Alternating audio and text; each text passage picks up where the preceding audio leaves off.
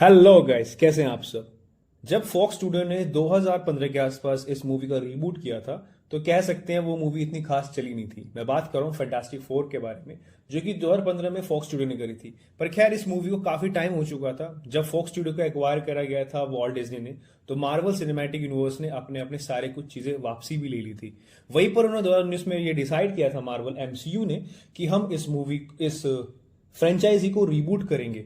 तो 2024 आते आते उन्होंने इसकी कास्ट तैयार करी और नवंबर के आसपास शूटिंग करना स्टार्ट हुआ और यह मूवी रिलीज हो चुकी है। पिछले हफ्ते या कह सकते हैं पिछले महीने इस मूवी का एक ये रिलीज हुई थी दिल्ली के अंदर, पर काफी कुछ थिएटर में रिलीज होने के बाद मुझे नहीं मिल पाई थी। तो काफी दिनों के बाद I am really sorry my audience कि मुझे देखने में टाइम लगा, बट नहीं, मूवी काफी बेस्ट है, क्वालिटी वाइज भी, एक्सपेक्टेशन वाइज भी और काफी चीज वाइज भी। तो खैर, काफी लंबी बकचोदी ना करते हुए शुरू करते हैं आज।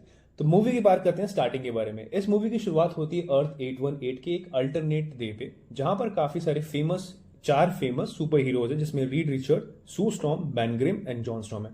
जॉन स्टॉर्म, सू स्टॉर्म दोनों भाई बहन हैं। वहीं पर सू के पास एक टेलीकिनेसिस, जो कि मेल फंक्शनिंग या फिर कह सकते हैं ह्यूमन ब्रेन से रिलेटेड जो पावरफुल चीजें हैं वो उसके पास है, इनविजिबल पावर भी। वहीं जॉन के पास, उसको ह्यूमन टॉर्च बोलते हैं, उसमें हीटिंग कैपेसिटी है, वो आग उगल सकता है। वहीं बैन एक पत्थर का आदमी बन चुका है, इसको वो द थिंग बोलते हैं। और रीड रिचर्ड काफी इंटेलिजेंट पर्सन है और उसकी बॉडी फ्लेक्सिबल है, रबड़ की तरह हो सकती है। सब कुछ अच्छा चल रहा होता है, जहां पर उनको पावर मिलती है अपनी कॉस्मिक रे के कारण, जो कि वो आउटर स्पेस में किसी चीज के लिए जाते हैं। वहां पर पावरफुल मिलने के बाद वो पूरी की पूरी धरती के लिए अपने आप को न्यौछावर करते हैं, या फिर पूरी इंटेलिजेंट के लिए। जहां पर रीड रिचर्ड की पूरी नी टेक्नोलॉजी का इस्तेमाल करा जाता है अर्थ के पृथ्वी लोगों के द्वारा, और ये हमें मूवी के थिएट्रिकली इवन आउटर स्पेस में जो उसकी बाउंड्रीज हैं, या फिर कह सकते हैं जो कि मूवी का बैकग्राउंड है, हमें देखने को मिलता है। वहीं पर सू एक पॉलिटिकली काम करती है और आगे न्यू टेक्नोलॉजी के अंदर हर एक स्टेट को इंडिविजुअली रिस्पॉन्सिबल बनाती है, ताकि हर एक पर्सन, हर एक कंट्री उसके लिए इंडिविजुअल हो। जहां पर हमें लैक्रियल, जो कि विक्टर डूम की सिटी है, I am not pronouncing right, but हाँ वही थी, वो अवेलेबल वहां पर होता नहीं, उसकी प्रेजेंस नहीं दिखती है। मूवी अपना पेस आगे की बढ़ती है, जहां पर एक नई एंटिटी की शुरुआत होती है, इसका नाम है सिल्वर सर्फर। कॉमिक्स के अंदर सिल्वर सर्फर के पास बहुत ही ज्यादा पावरफुल है। इवन इन्फिनिटी गॉन्टल, जब मैंने पूरी कॉमिक्स पढ़ी थी, मतलब री वॉच करी थी और री रीड करी थी, तो मूवी में काफी सारे हमें चीजें देखने को मिली थी जो कि बहुत ही ज्यादा सिमिलर थी। सिल्वर सर्फर बहुत पावरफुल एंटिटी है, जिसको आपको आगे जाके पता लगेगा उसकी ताकत कैसे मिलती है। यहाँ पर सिल्वर सर्फर आती है और वहां पर फैंटास्टिक फोर को वॉर्न करती है कि आपकी पृथ्वी को चुना गया है द माइटीएस्ट गैलेक्टस के खाने के लिए। वो अर्थ को नया शिकार बनाते हैं और उसे पूरा खा जाएंगे, तो आपके पास काफी कम समय है। इस चीज को वेरीफाई करने के लिए रीड रिचर नासा की हेल्प लेता है और ये फाइंड आउट करता है कि कौन कौन से प्लेनेट आसपास उसके वहां पर डिस्ट्रॉय और गायब हुए।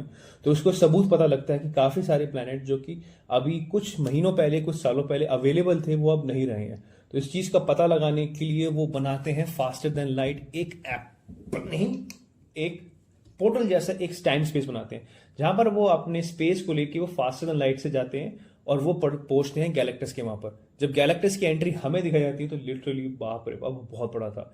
यहां पर पता लगता है वीएफएक्स का कितनी अच्छी तरह काम किया गया है। उन्होंने एडेप्टेशन भी बहुत अच्छी तरह करी है। जहां पर कॉमिक्स के अंदर गैलेक्टस का सर बहुत ही बड़ा और जैगेंटिक दिखाया गया है, और वो लेट 80-70s की हमें वाइब देता भी है, और उस तरह से उनको दिखाई भी गया। बहुत ही ज्यादा डेंजर लग रहा था भाई, कई कई जगह तो सच्ची में, क्योंकि वीएफएक्स से जिस तरह से उसके चेहरे बनाए गए थे वो बहुत ही ज्यादा लाजवाब थे। वहां पर गैलेक्टस उन्हें बताता है कि रीड रिचर्ड और सू, जो तुम्हारा पेट में बच्चा है सू के, वो उसकी भूख मिटा सकता है। उसके पास बहुत ही ज्यादा असीम ताकत है इस दुनिया की, इस ब्रह्मांड को क्रिएट करने की। अगर वो उसको दे देगा तो वो पृथ्वी को बख्श देगा। इस बीच रीड रिचर और फैंटास्टिक फोर्स पर अटैक करती है, अपने आप को स्केप करते हैं, वहां से निकल जाती है। जहां पर सिल्वर सर्फर उसके पीछे लग जाती है। उस चीज से बचने के लिए, सिल्वर सर्फर को चकमा देने के लिए, वो एक न्यूट्रॉन स्टार से पास जाते हैं, जहां पर सिल्वर सर्फर उसकी ग्रेविटेशन से फंस जाता है और वो बाहर निकल आते हैं। उनके पास काफी सारा समय मिल जाता है, और परंतु अर्थ के लोग उससे नाखफा होते हैं कि अब पृथ्वी नहीं बच पाएगी, क्योंकि सू ने बच्चा देना मना कर दिया है गैलेक्टस को। पर सू वादा करती है कि वो अपने बच्ची कुर्बानी नहीं देगी, और ना ही अपने अर्थ वाले वासियों को या फैमिलीज को वो जाने देगी।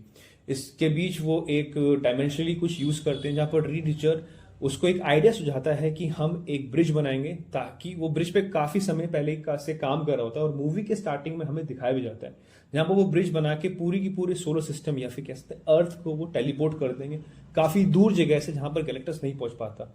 वो चीज करते भी हैं, आगे चलते भी हैं, बट सिल्वर सर्फर की एंट्री होती है जहां पर वो सब कुछ डिस्ट्रॉय करती है। इस बीच जॉनी जब ये चीजें चल रही होती हैं, ब्रिज बन रहा होता है, तो वो सारे रिकॉर्डिंग सुनता है जहां पर सिल्वर सर्फर ने सारी चीजें बनाई थी। तो इस चीज को जॉनी यूज करता है और वो इंटरेक्ट करता है सिल्वर सर्फर से, और वो कहता है कि मुझे तुम्हारी एंटिटी के बारे में या फिर तुम्हारे ओरिजिनल के बारे में पता है कि तुम्हारा नाम शालाबा है और तुमने गैलेक्टस से डील की थी कि वो अपने आप को संपूर्ण समर्पण कर देगी उसके लिए, ताकि वो उसके प्लेनेट को छोड़ दे। और होता भी यही है, उसको पावर गैलेक्टस ही देता है। गैलेक्टस की बात ना मानना, उसके खिलाफ जाना, वो मंजूर भी नहीं था उसको, सिल्वर सर्फर को। बट वो ये कहती है कि आप खुद अपने लिए करिए, इस चीज से लिख लिए ताकि मैं इस बीच में ना पढ़ूं। खैर, मूवी की क्लाइमेक्स बहुत ही अच्छा था, जहां पर गैलेक्टस आता है, उनसे लड़ाई करता है, और बच्चे, जब वो सीन आता है ना बच्चे को देखने का, वो जब उसको उसकी फैंटास्टिक फोर की बिल्डिंग के सामने खड़ा होता है, वो लिटरली काफी स्पूकी था। मतलब कह सकते हो आपको ये महसूस होता है कि आप उस मूवी में अगर आप अपने आप को रखोगे तो आप कितने छोटे हो गैलेक्टस के सामने, लिटरली। ये बहुत ही ज्यादा जैगेंटिक था। मूवी का पेस आगे बढ़ता है, जहां पर फ्रैंकलिन, उसके बेटे का नाम जो उन्होंने फ्रैंकलिन रखा है, वहां पर एक लास्ट ब्रिज बरसता है। अपने गैलेक्टस पूरा का पूरा जोर लगाते हैं गैलेक्टस को उस ब्रिज के पोर्टल पे जाने पे, जहां पर फ्रैंकलिन ऑन कर देता है। इवन सिल्वर सर्फर एक अटैक करती है, जिससे दोनों के दोनों एक टेलीपोर्ट हो जाते हैं अलग डायमेंशन की या अलग उस चीज के अंदर। मूवी का ये लास्ट सीन बहुत ही अच्छा था, जहां पर पोस्ट क्रेडिट सीन में 2 सीन आते हैं और यहां पर हमें पता लगता है कि डॉक्टर डूम की अवेलेबिलिटी है, या कह सकते हैं उस यूनिवर्स में है, और पिक्चर बूम खत्म।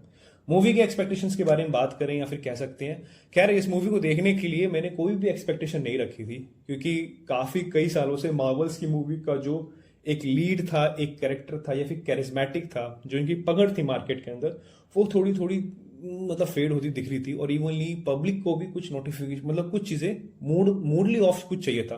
पर खैर इस मूवी ने बहुत ही अच्छा न्यू ब्रिंग्स किया है, जिस तरह से पोर्ट्रे करा गया है वीएफएक्स के द्वारा गैलेक्टस को। I am really really happy about it, मुझे बहुत ही ज्यादा पसंद आया। इवन मैं जब इसके ट्रेलर देख रहा था तो मुझे थोड़ा डाउट भी था कि जो बेन ग्रिम का उनका रोल प्ले करा गया है किसी एक्टर के साथ, जो कि वीएफएक्स यूज करा गया था थिंग के लिए, वो मुझे इनअप्रोप्रिएट लग रहा था और बहुत फेक लग रहा था। बट जब मैंने मूवी देखना स्टार्ट किया, इट्स ट्रूली अप्रिशिएटेबल और बहुत ही ज्यादा फिट लग रहा था। जॉनी स्टॉर्म का रोल बहुत ही परफॉर्मेंस या फ्लोलेस हुआ है, जिस तरह से भी ह्यूमन टॉर्च बनता है और किस तरह से उसकी फ्लाइट या फ्लू, इवन पावर बहुत ही ज्यादा अच्छी थी।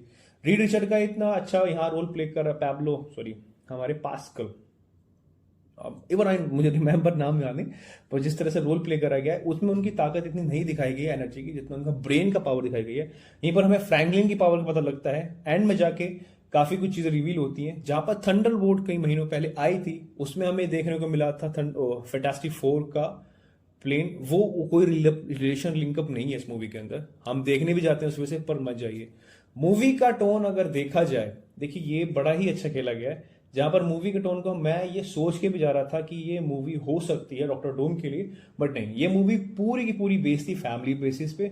और जहां पर हमें इंट्रोडक्शन कराया गया फ्रैंकलिन का, टोटली अराउंड थी फ्रैंकलिन के, क्योंकि जिस तरह से फ्रैंकलिन का मतलब उनको पोर्ट्रे करा गया है लास्ट 20 से 30 मिनट के अंदर, वो बहुत ही बेहतरीन था। मूवी पूरी इस पे डिलाया है कि कैसे फैंटास्टिक फोर गैलेक्टस से लड़ती है अपनी फैमिली के लिए और अपने पृथ्वीवासी के लिए। खैर मूवी का ये मोटा मोटा पॉइंट था, आप जाके जरूर देखिएगा इस मूवी को। काफी लंबा समय भी हो गया, आई थिंक 1 हफ्ता हो गया।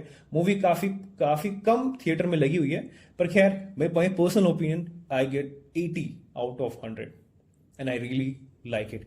इस मूवी की जाके जरूर देखिएगा। अगर आपको ये रिव्यू अच्छा लगा है, लाइक दबा के ठोको यार, यूट्यूब पे हूं, सब्सक्राइब करो। आई नीड योर सपोर्ट, क्योंकि अगर आप इस कम्युनिटी से जुड़ेंगे तो हम फिलोसफिकली, मेंटली, साइकोलॉजिकली जो भी मूवी में होता है, समझता है, अंडरस्टैंडेबिलिटी होती है, हम उसके बारे में डिस्कस जरूर करेंगे। एंड आई रियली वांट कि this community, movie magic community आगे बढ़े। थैंक यू सो मच, शबा खैर, बाय बाय। अपने माता पिता ध्यान रखिएगा and love your Bharat, bye bye.